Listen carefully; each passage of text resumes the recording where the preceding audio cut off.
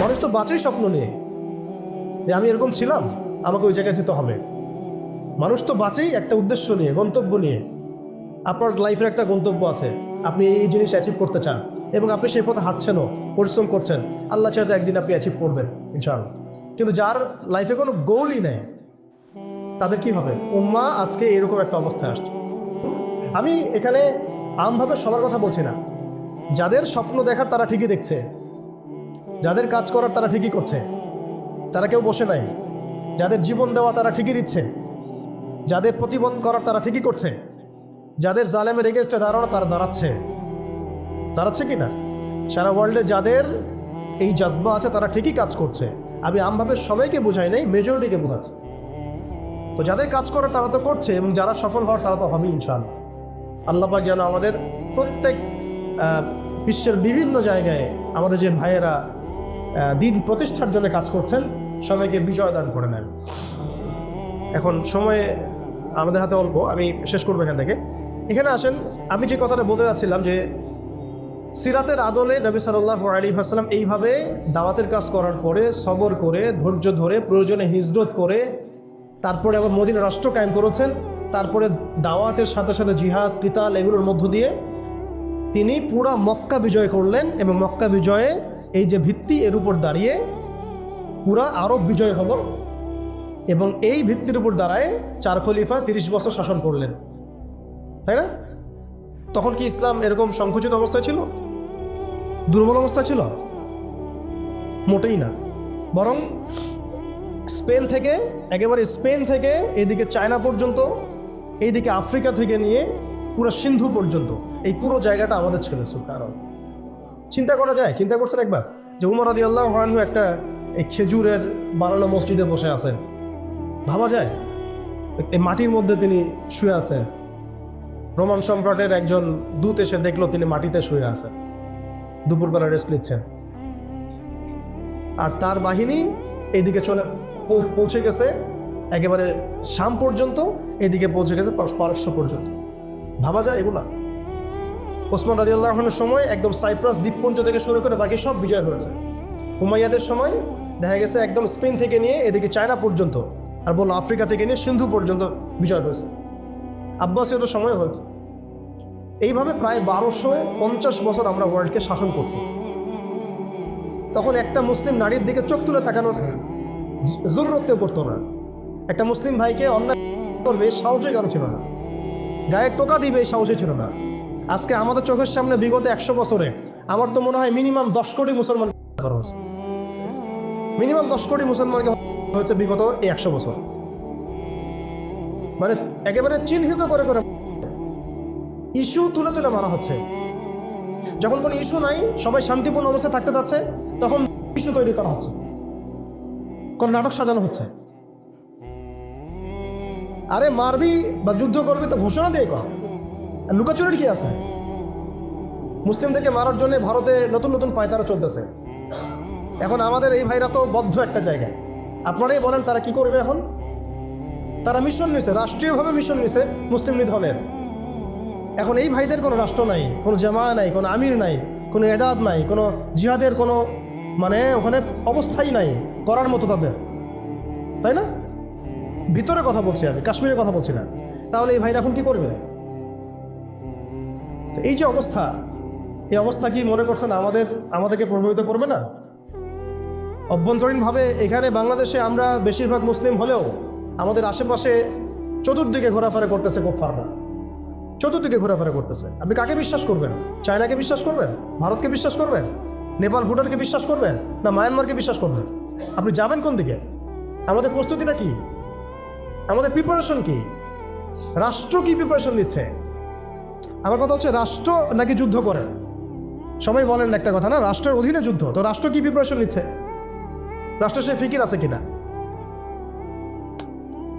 রাষ্ট্রের তো এই ফিকিরটুকু নাই যে রাষ্ট্রের মধ্যে ইসলামিক আইনগুলো বাস্তবায়িত হোক। এইটুকু ফিকির নাই তো আপনাদের।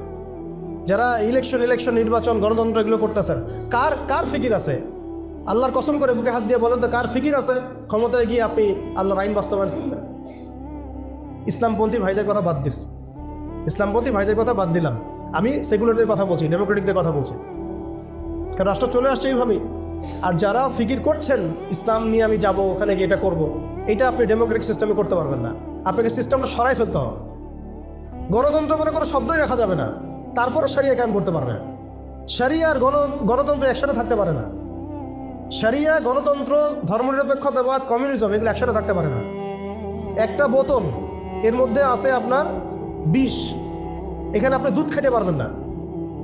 একটা বোতল, এখানে আছে বিষ, আপনি এটাকে 1000 বার ধুইতে হবে, ধোয়ার পরে আপনি দুধ ঢালতে পারবেন, খাওয়ার রিস্ক নিতে পারবেন, তাও খাবেন কিনা সন্দেহ আছে।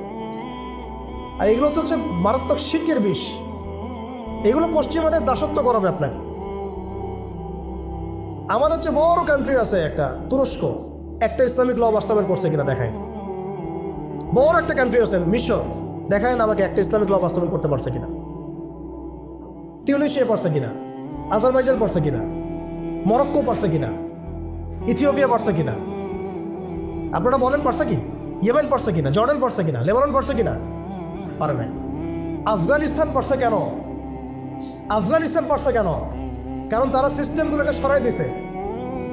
সিরাতের আদলে, সিরাতের রক্তে ওরা জমিনকে পবিত্র করে ফেলছে। সিরাতের আদলে জিহাদের মাধ্যমে রক্ত দিয়ে পশ্চিমাদেরকে বিতাড়িত করে ওরা জমিনকে পবিত্র করে শরিয়া কায়েম করছে। এটাই শরিয়া কায়েম করার রাস্তা, আর কোনো রাস্তা নাই। আপনি যতই তন্ত্রমন্ত্রের ধার ধারেন না কেন, আপনি কখনোই সফল নিতে পারবেন না। লিখে নেন, কাজ করতে থাকেন, দেখেন। ফান্তাজিরু ওয়া ইন্না মাআকুম মিনাল মুনতাজিরিন। কোনো সমস্যা নাই। আফগান পারছে এই কারণেই, কারণ তারা পশ্চিমাদের তন্ত্রমন্ত্রের গোলক ধাঁধায় পড়ে নাই। তারা সিরাতের রাস্তায় হাঁটছে। ওকে, আমাদের সাথে লড়বা, আমরাও তোমাদের সাথে লড়ব। ঠিক আছে, হয় তোমরাও থাকবে, না হলে আমরা থাকবো। হয় তাওহীদ থাকবে, না হলে শিরক থাকবে। হয় শরিয়া থাকবে, না হলে তোমাদের তন্ত্রমন্ত্র থাকবে। এই লড়াই যখন হইতে হইতে হইতে এক পর্যায়ে 20 বছর সময় লাগলেও সেটা আজকে বাস্তবায়ন হয়েছে। যেটা আপনার আমার অঞ্চলে 100 বছরও হয় নাই, 50 বছরও হয় নাই। এরপরেও আল্লাহ পাক আমাদেরকে চোখের সামনে কিন্তু মিসাল দেখাই দিয়েছেন। তারপরেও আমাদের মধ্যে বোধোদয় হচ্ছে না, আমরা বুঝতে পারছি না যে কোন পথে হাঁটবো। দেশের যত সমস্যা দেখবেন, মিডিয়া যান, মিডিয়ায় গেলে মনে হবে দেশের সমস্ত সমস্যার ভালো এবং সমাধান হচ্ছে একটা বিষয়। মিডিয়ার ভাষায় মিডিয়ায় ঢোকেন, দেখেন কি হচ্ছে।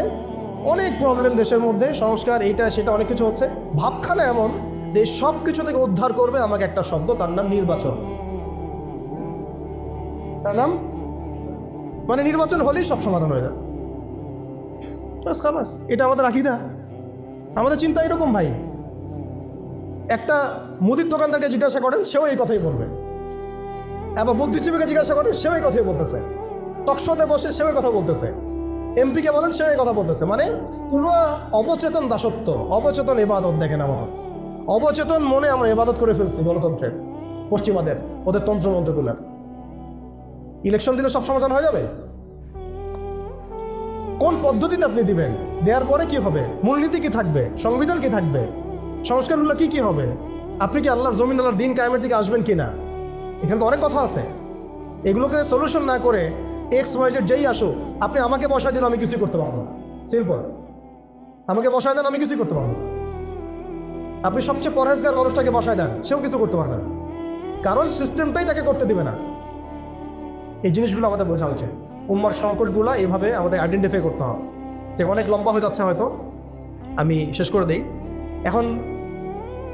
শেষ করি ভাই, অনেক লম্বা করা যাবে না, নামাজের ব্যাপার আছে। এখানে আমাদের ওই হারানো ঐতিহ্যটাকে আমরা বুঝতে পারলাম, আমরা কোথায় ছিলাম আমরা, এটা কি বুঝতে পারছেন? এখন দেখেন আমরা আসি কোথায়। এখন আসি কোথায়? এক বাক্যে, আমাদের সারা ওয়ার্ল্ডে কোনো খিলাফা স্টেট নাই, 1 নম্বর কথা। 2 নম্বর, নাই তো নাই, জেরুজালেম আমাদের হাতে ছিল, ওইটাও আমাদের কাছ থেকে কেড়ে নেওয়া হয়েছে। তারপরে আমাদেরকে এরকম 57টা পিস রাষ্ট্রে ভাগ করা হয়েছে, ওই খেলাফা রাষ্ট্রকে বাদ দিয়ে। এবং প্রত্যেকটা রাষ্ট্রের মধ্যে মোনাফেক শাসক বসায় দেওয়া হয়েছে। একদম খোলামেলা বলে দিই, প্রত্যেকটা রাষ্ট্রের মধ্যে ম্যাক্সিমাম মোনাফেক শাসক বসায় দেওয়া হয়েছে, যারা নিজেরাই পশ্চিমাদের হয়ে সার্ভ করবে এবং আল্লাহর জমিনে তাগুত কায়েম করবে। আল্লাহর জমিনে তাগুত কায়েম করবে এবং করেছে তারা। তাগুত কি তারা তো বুঝে না। তাগুত মানে শয়তান। যেখানে আল্লাহর বিধান চলে না, ওখানে শয়তানের বিধান চলে, সিম্পল। এটা 1000 জন বুদ্ধিজীবী মিলেও যদি একটা সংবিধান লিখে আর সেখানে আল্লাহ বিরোধী আইন থাকে, সেটা তাগুত। সেটার নাম কি? তাগুত, এই তাগুত মানে শয়তান। কেউ যদি ওর প্রতি ইমানদার হয়ে মারা যায় জাহান্নামে যাবে, কেউ যদি ওর প্রতি ইমানদার হয়ে মারা যায় সরাসরি জাহান্নামে যাবে ইনশাআল্লাহ, কারণ সে তাগুতের দাসত্ব করছে। আর আমাদেরকে বলাই হয়েছিল ওয়া মান ইয়াকফুর বিত-তাগুত ওয়া ইউমিন বিল্লাহ ফাকাদ ইসতামসাকা বিল-উরওয়াতিল ওয়ুসকা লা ইনফিসামা লাহা ওয়াল্লাহু সামিউন আলিম। সূরা বাকারায় 256 নম্বর আয়াত পড়বেন বাসায় গিয়ে, আয়াতুল কুরসির পড়ে আছে। তাগুতকে কুফরি না করা পর্যন্ত কেউ মুমিন হইতে পারে না। তাগুতের সাথে কুফরি না করা পর্যন্ত কেউ মুমিন হইতে পারবে না, এটাই বাস্তব। এখন এইভাবে আমাদেরকে ভাগ করা হয়, মুনাফিক শাসক বসায় দেওয়া হয়। শুধু তাই না, প্রত্যেকটা কান্ট্রির মধ্যে ওই 4 দেবতা 5 দেবতা ঢুকাই দেওয়া হয়েছে, ওই যে বললাম আগে। তারপরে একটা ডিপার্টমেন্ট ধরে ধরে তারা ধ্বংস করছে, একটা ডিপার্টমেন্ট ধরে ধরে। রাজনীতি ধ্বংস করছে, ইসলামিক রাজনীতি সরাই দিছে। অর্থনীতি ধ্বংস করছে, সুদ ঢুকাই দিছে। তার মধ্যে ঘুষ আছে, ইনফ্লেশন আছে, দুর্নীতি আছে, এগুলো তো আছেই। তারপরে সমাজের যে আমাদের ব্যাপারগুলো, সমাজের নীতি নৈতিকতার বিষয়গুলো দেখেন একেবারেই উঠাই দিচ্ছে, দিন দিন উঠাই দিচ্ছে। এখন নাকি আপনি স্ত্রীর সাথে সহবাস করলেও ধর্ষণ হবে। সুবহানাল্লাহ, কি অবস্থা! আর এদিকে আপনি পতিতালয়ে গেলে ওটা হচ্ছে শ্রমিকের কাছে গেছেন আপনি। কি বোঝাচ্ছে আমাদেরকে তাহলে? এটাই তো নাকি? আর আপনি নাউজুবিল্লাহ কেউ যাবে পতিতালয়ে, তাদেরকে বলা হচ্ছে তারা শ্রমিক। তার তসলিমা নাসরিনকে আমরা এখান থেকে বিতাড়িত করছিলাম কেন? তসলিমা নাসরিনকে আমরা বিতাড়িত করছিলাম কেন? ঘুরে ফিরে তো সেটাই আসতেছে। আবার শুধু তাই না, এখন আবার লিঙ্গ চেক করতে হয়, সে কি নারী না পুরুষ না অন্যান্য। অন্যান্য মানে কি জানেন? অন্যান্য মানে কি ট্রান্স কিনা, ট্রান্সজেন্ডার চালু করে দেওয়া হলো। আরে ভাই, হজের নিবন্ধন করতে গেলেও দেখা যাচ্ছে অন্যান্য আসতেছে। কি বোঝাচ্ছে না আমাদেরকে তাহলে? মানে ট্রান্সজেন্ডারটাকে আপনারা ভিতরে ভিতরে এটাকে প্রমোট করে ফেললেন, লিগালাইজ করে ফেললেন। আবার সমকামিতা তো আছেই, জেনা ব্যভিচার এগুলো তো ছড়াচ্ছেই, ফ্রি মিক্সিং দিয়ে দিছে, ছেলেমেয়ের অবাধ মেলামেশা। মানে সমাজের একটা যে স্থিতিশীলতা থাকে মুসলিমদের, এটাকে ধ্বংস করছে এরা কি পশ্চিমারা এসে করছে? এখানে ওদের অনুগত দাসদেরকে দিয়ে করাইছে। সমাজকে ধ্বংস করছে, অর্থনীতি ধ্বংস করছে, রাজনীতি ধ্বংস করছে, মিডিয়াগুলো ওদের হাতে নিয়ে নিছে। মিডিয়া হাতে নেওয়া মানে হচ্ছে মানে দিনকে ওরা রাত বানাই দেবে, রাতকে দিন বানাই দেবে। আর আপনারা তাদেরকে এত বিশ্বাসও করেন, অনেকে একটু ইসলামিক নিউজ করলে আপনারা এত বিশ্বাসও করেন। আসার সময় যে আমরা মাওয়াদি আসলাম, ওখানে দেখবেন একটা পোস্টার আছে বড় করে, সেটাতে লেখা আছে যে ওই যে আবু সাইদের ছবি দেওয়া আছে, দিয়ে আছে কি নতুন বাংলাদেশে স্বাগতম না, এরকম কিছু একটা। নিচে লেখা আছে প্রথম আলো। দেখেন এদের চরিত্র দেখেন। এরা বিগত প্রায় শুরু থেকে এরা আজ পর্যন্ত এই তাগুতের সার্ভ করছে, ভারতের দালালি করছে, ফ্যাসিস্টের দোসর ছিল। এরা আমাদেরকে জঙ্গি বানাইছে, এরা বহু মানুষকে কারাগারে পাঠাইছে, এরা বহু মানুষের গুমের জন্য দায়ী, খুনের জন্য দায়ী, হত্যার জন্য দায়ী, ফাঁসির জন্য দায়ী। এরা আবার পাল্টি মারল পরিবর্তিত বাংলাদেশ। দেখছেন? এই হচ্ছে মিডিয়ার অবস্থা। প্রত্যেকটা মিডিয়া ওরা হাতে নিয়ে নিছে, এবং এর সাথে প্রযুক্তিগত উন্নয়ন। আমি তো বলছিলাম যে মানে আমাদেরকে এইভাবে মনিটর করা হতো যে আমাদের ফোনে যদি আপনি একটা কল দেন, মেসেজ করেন, তাহলে আপনি ট্রেস হয়ে যাবেন। এইভাবে মনিটর করা যায়। আপনি গোপনে আপনার স্ত্রীকে কি বলছেন সেটা তারা শুনতেছে আরিফেতে। আমি জানি না আপনি আপনার ওয়াইফকে ফোনে গোপনে কি বলতেছেন। কিছু আলাপ হতে পারে না, অ্যাডাল্ট হতে পারে কিনা, ওইটা তারা রেকর্ড করতেছে। সুবহানাল্লাহ। এখন টেকনোলজি এই জায়গায়, AI এখানে বসে একটা ক্লিক করবে, আপনাকে যদি ওইখানে শ্যুট করতে চাই শ্যুট করা যাবে। ড্রোন এসে আপনার কপালে গুলি মেরে দিয়ে চলে যাবে দূর থেকে। এই প্রযুক্তি দিয়ে এই ফিলিস্তিনে বহু মানুষকে মারা হচ্ছে এখন, রাইট নাও। তো আমি বলতে চাচ্ছিলাম আমরা কোন জায়গায় আসছি, এই জায়গায় এখনকার হালত, আজকে এই জায়গায় তারা আমাদেরকে নিয়ে আসছে। আর এখন প্রশ্ন হচ্ছে যে এই ওদের যে মানে অগ্রগতি, আমাদের যে অধঃপতন, এই জিনিসটার জন্য কি শুধু তারাই দায়ী না আমরাও দায়ী আছি? শুধু কি তারাই দায়ী না আমরা দায়ী আছি? আমরা আমাদের আগে দোষগুলো খুঁজে বের করব, আমরা নিজেরা আমাদের আগে ল্যাকিংসগুলোকে খুঁজে বের করব। আপনি দেখবেন, খুঁজতে থাকেন, প্রথম ল্যাকিংস পাবেন আপনি, আমি, বেশিরভাগ মানুষই জীবনের মৌলিক উদ্দেশ্য থেকে সরে গেছে। আমরা দুনিয়াদার হয়ে গেছি ভাই। আমরা এই দুনিয়াতে এইভাবে থাকার জন্য আসি নাই। আল্লাহ পাক আমাদেরকে পাঠাইছেন এই দুনিয়াতে দুইটা কাজ দিয়ে। একটা হচ্ছে আল্লাহর ইবাদত করতে হবে এবং তার জমিনে দিন কায়েম করতে হবে। এখানে আমি অন্য কোনো উদ্দেশ্যে আসি নাই, আমরা মুসাফির এখানে। শোনা, আল্লাহ পাক বলেছেন ওয়া মা খালাকতুল জিন্না ওয়াল ইনসা ইল্লা লিয়াবুদুন, আর ইন তানসুরুল্লাহ ইয়ানসুরকুম ওয়া ইউসাব্বিত আকদামাকুম ওয়ালা তামুতুন্না ইল্লা ওয়া আনতুম মুসলিমুন, কতগুলো আয়াত আছে। ইন্নাল্লাহা লা ইউগাইয়িরু মা বিকাওমিন হাত্তা ইউগাইয়িরু মা বিআনফুসিহিম। আয়াতের পর আয়াত বলা যাবে। আমাদেরকে এই দুনিয়াতে পাঠানো হয়েছে দুইটা কাজ। আমাদেরকে আল্লাহর ইবাদত করতে হবে এবং আল্লাহর জমিনে তার দিন কায়েম করতে হবে। এটা আমাদের কাজ, বাকি সব কিছু গৌণ, এগুলো মুখ্য কাজ, মেইন। এবং আমাদেরকে দিন দেওয়া হয়েছে কেন? হুয়াল্লাযী আরসালা রাসূলাহু বিল হুদা ওয়া দীনিল হক লিইয়ুযহিরাহু আলা দীনি কুল্লি। এই দিনটা আল্লাহ পাক দিয়েছেন এই কারণেই, যাতে এই দিন অন্য সমস্ত দিনের উপর জয়লাভ করে। তো জয়লাভ কখন করবে? যখন আমরা ফিকির করবো তখন। এটা কি আবরাহার যুগ যে আবাবিল পাখি এসে পাথর ছুড়বে? বলেন, এখন পাথর আপনাকে আমাকে ছুটতে হবে? এটা তো আবরাহার যুগ না। নবী সাল্লাল্লাহু আলাইহি ওয়াসাল্লাম শুধু দোয়া দিয়েই কি সব হয়েছে? দোয়ার সাথে চেষ্টা করেন নাই তিনি? এমনকি বদর যুদ্ধের দিনও তিনি কূপ দখল করলেন, ভালো জায়গাটাতে শিবির গাড়লেন, সৈন্য বিন্যাস করলেন। সব কিছু যখন ঠিকঠাক মতো হয়ে গেল, তারপরে বৃষ্টি আসলো আল্লাহর পক্ষ থেকে, তিনি দোয়া করা শুরু করলেন। এই দোয়ায় আল্লাহ পাক ফেরেশতা নাজিল করলেন। তাহলে কি আমাদের কাছে একমুখী না সব কিছু করতে হবে? এখন আমাদেরকে এই ল্যাগেজগুলোকে খুঁজে বের করতে হবে। আমাদের ল্যাগেজ কোথায়? এই ইমানের দুর্বলতা, জীবনের উদ্দেশ্যে দুর্বলতা। আমরা দুনিয়াদার হয়ে গেছি, ভোগবিলাসী হয়ে গেছি, আমরা আমাদের ঐতিহ্য ভুলে গেছি, আমাদের শেকড় ভুলে গেছি, আমাদের ঘাটতি হয়ে গেছে, হারাম ঘর হয়ে গেছি, আমরা জেনাকার হয়ে গেছি, আমরা ফ্রি মিক্সিং করতেছি, পরকীয়া করতেছি, ঘুষ খাচ্ছি, দুর্নীতি করতেছি, সুদ খাচ্ছি, আমরা করতেছি। এগুলো পশ্চিমারা করতেছে না। আমাদের ল্যাকিংসগুলোকে আমাদেরকে দূর করতে হবে। ইলমের ঘাটতি হচ্ছে, আমলের ঘাটতি হচ্ছে, আলেমদের সাথে সহবত নাই, তাসকিয়া নাই, পড়াশোনা নাই। কি করতেছি ভাই আমরা? আসলে কি জন্য আসছি আর কি করতেছি? এইখান থেকে ভবিষ্যৎটা হচ্ছে এই যে ইনশাআল্লাহ এই দিন বিজয় লাভ করবেই।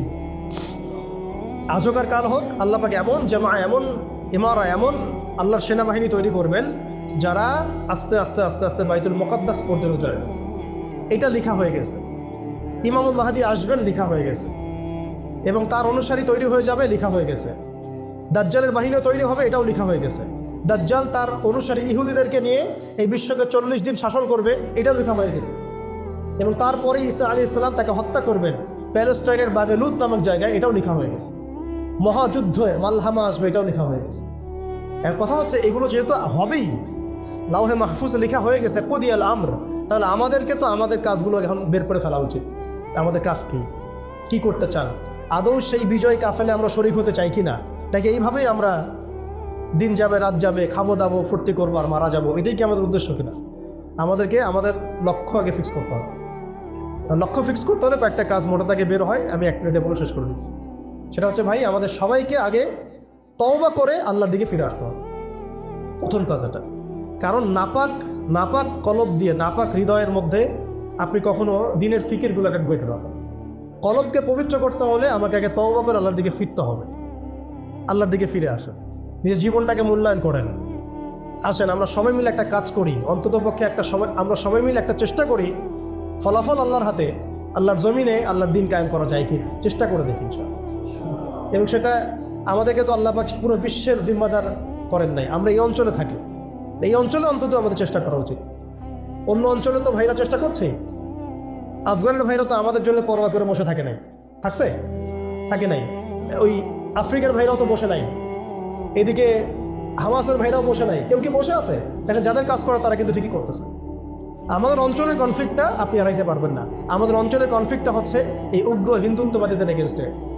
এটা সাহায্য আর কাল হোক, আপনারা বুঝতে পারবেন। এর একটা বড় মিশন নিয়েছে, অখণ্ড ভারত তারা করতে চায়। এটা স্পষ্ট এজেন্ডা ওদের। এই এজেন্ডার মধ্যে বাংলাদেশ বাইরে না, বাংলাদেশ অন্তর্ভুক্ত আছে। আমাদেরকে প্রিপারেশন নিতে হবে, সব দিক থেকে প্রিপারেশন নিতে হবে। সবচেয়ে বড় প্রিপারেশন আল্লাহর দিকে ফিরে আসে, পরিপূর্ণ ইসলামে প্রবেশ করতে হবে। উদখুলু ফিস-সিলমি কাফা, একদম। আর ওই যে একটা প্রথমে বললাম, ইত্তাকুল্লাহ ওয়া লা তামুতুন্না ইল্লা ওয়া আনতুম মুসলিমুন, পরিপূর্ণ মুসলিম হয়ে যেতে হবে। আল্লাহর ভয় নিয়ে আসা, আল্লাহর কাছে আত্মসমর্পণ করা, পরিপূর্ণ মুসলিম হয়ে যাওয়া, আল্লাহর সব আদেশগুলো মানা, নিষেধগুলো ছেড়ে দেওয়া, নবীর সব আদেশ মেনে চলা, নবী যে নিষেধ করেছেন সেগুলো ছেড়ে দেওয়া সাল্লাল্লাহু আলাইহি ওয়াসাল্লাম। একই সাথে হালাল খাইতে থাকা, হারামে না যাওয়া, পরিবার ঠিকঠাক করে ফেলা। যদি ঠিক না হয় অন্তত একা হলে একাই চলতে হবে। এটা আপনার জীবন, হিসাব আপনার, কবর হাসর আমার, যার তার। এটাতে কারো জন্য কারো পরোয়া করার কোনো সুযোগ নেই, কারো জন্য কারো বসে থাকার কোনো সুযোগ নেই। আমাকে আমার বাসায় চলতে হবে। অতএব এটা ঠিক করে ফেলা, পাশাপাশি আমাদের সন্তানদেরকে মানুষ করার চেষ্টা করা, এবং খাস করে আমাদের তরুণ ভাইদেরকে এই ইমানের পথে নিয়ে আসা। তাদেরকে দিয়ে হবে ইনশাআল্লাহ, আমরা প্রমাণ দেখেছি তাদেরকে দিয়ে হবে, এটা আমরা বিশ্বাস করি। শুধু তাদেরকে ঠিকভাবে নার্সিং করতে হবে, ভুল পথে যেন রক্ত না যায়, ভুল পথে যেন রক্ত না যায়। আজকে আবু সাইদ জীবিত থাকলে এই কথাটাই বলতো, এই জন্য রক্ত দিয়েছিলাম নাকি আমি কি এই জন্য রক্ত দিয়েছিলাম নাকি? আজকে মুগ্ধ থাকলে এই কথাই বলতো, আমি এই জন্য রক্ত দিই নাই।